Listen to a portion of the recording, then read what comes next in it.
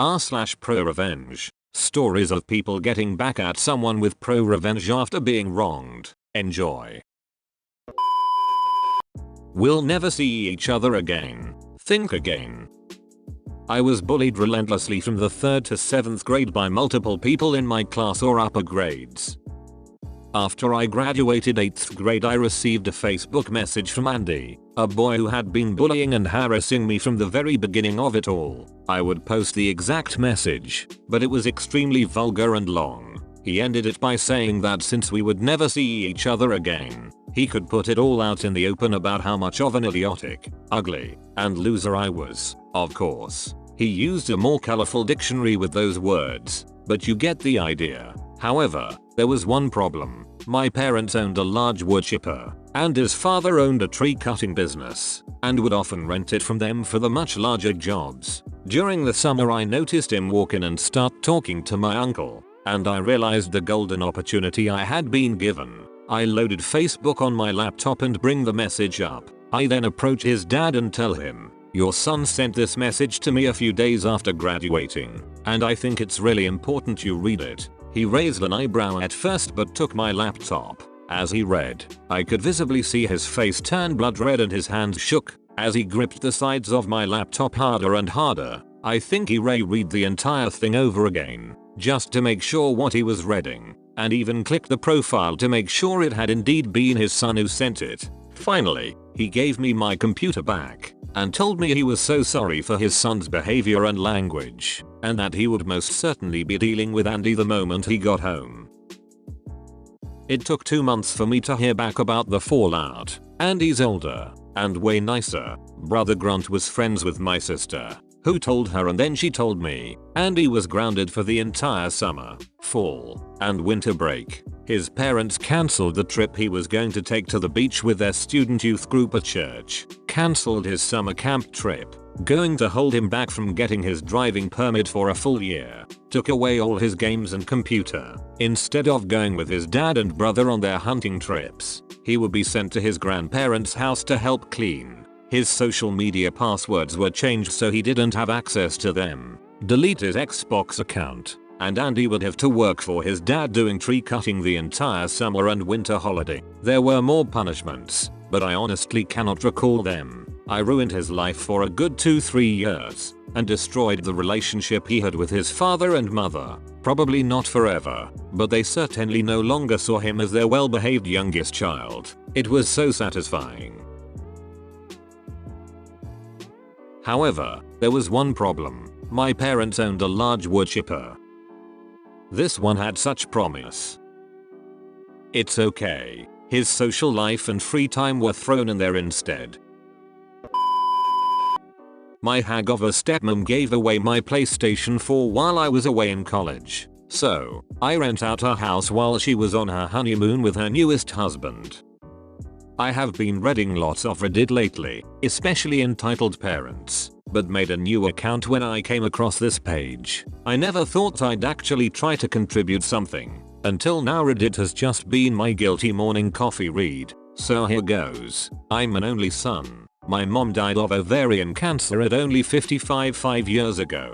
It broke my dad's heart. They had been together since college and were the same age, with my dad being a month older. I'm 22 and I'm about to graduate college with my degree in chemistry when the main events start to occur. I went to college on a full ride scholarship. This is important later. My dad met my now stepmom when she was my mom's nurse at the hospital, where she spent her final days. My stepmom Grace played all the right notes to gain my dad's trust. She was empathetic to him, nurturing, comforting after my mom passed. I was 17 and old enough to sense that she was just trying to weasel her way into getting my dad's resources. But it was up to my dad if he wanted to be in a relationship with her. I was in my final year of public school and had just won a scholarship to attend college out of the country the following year.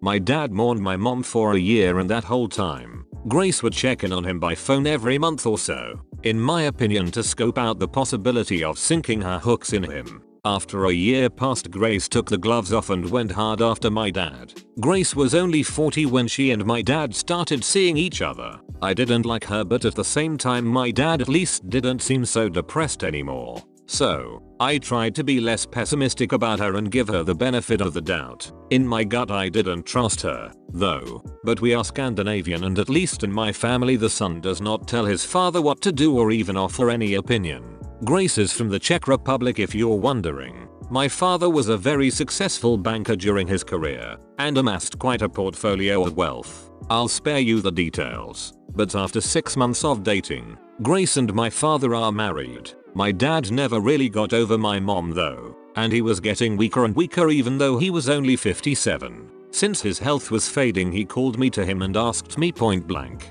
"Boy, what do you need to set you up in this life?" I told him I don't need anything. I'm a man and can take care of myself. But what are you even talking about, Dad? You're going to be around for decades yet. I did remind him that he had living sisters with children, my aunts and cousins. I also reminded him that I had a full scholarship to college, so don't worry about giving me any cash. He was dead only a year later at 59.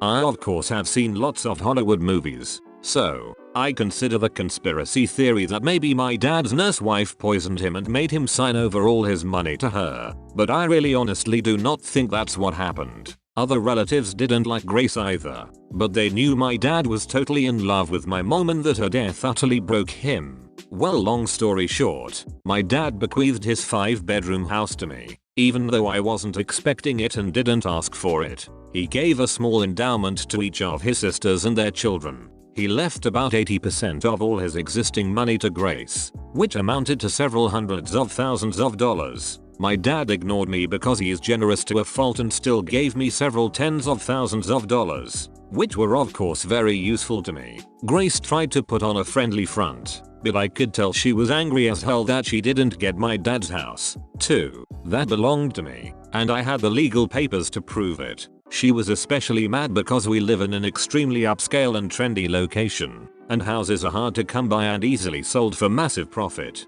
During the first few months after my dad's death, I had the nauseating, creepy experience of knowing that Grace was trying to feel me out to see if I might be into a little relationship with her. Gross.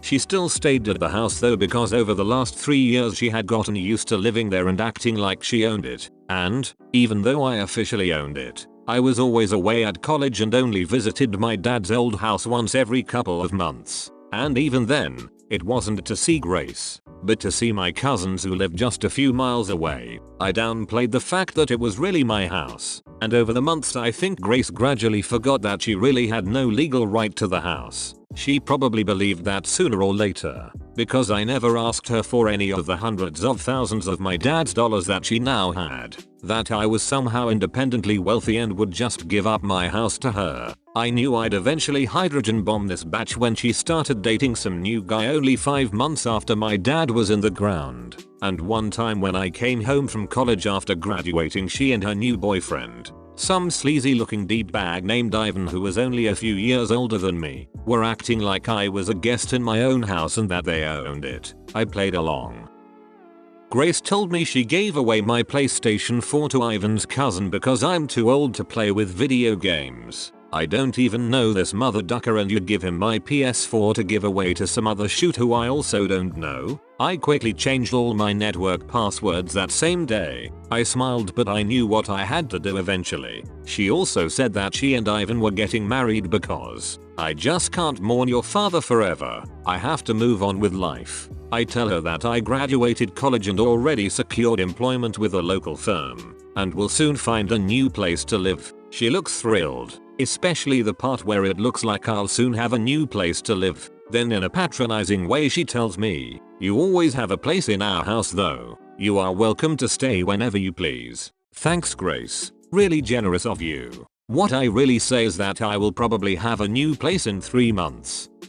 She says that is wonderful because she intends to go to her homeland to have a wedding with Ivan and afterward have a honeymoon. She assures me it's a local affair, otherwise I'd invite you, honey. And anyway, I know you're so busy. I congratulate her. She asks me if I can watch the house for her. Watch my own house? Sure. What I really say is of course I will take care of the house. I am careful to not say your house. She and her D-bag fiance, who I am 100% sure is only there for Grace's money, go on their trip, and I immediately put out advertisements in rental websites offering to lease my house. I hire movers and have all of Grace's furniture and possessions boxed up and put into a storage rental facility. I retain all of my parents' furniture that they had before my dad met Grace. Locks, changed, all of them, within days. I am inundated with dozens of inquiries regarding my amazing, furnished house with fantastic views. I rent it to a wonderful young family,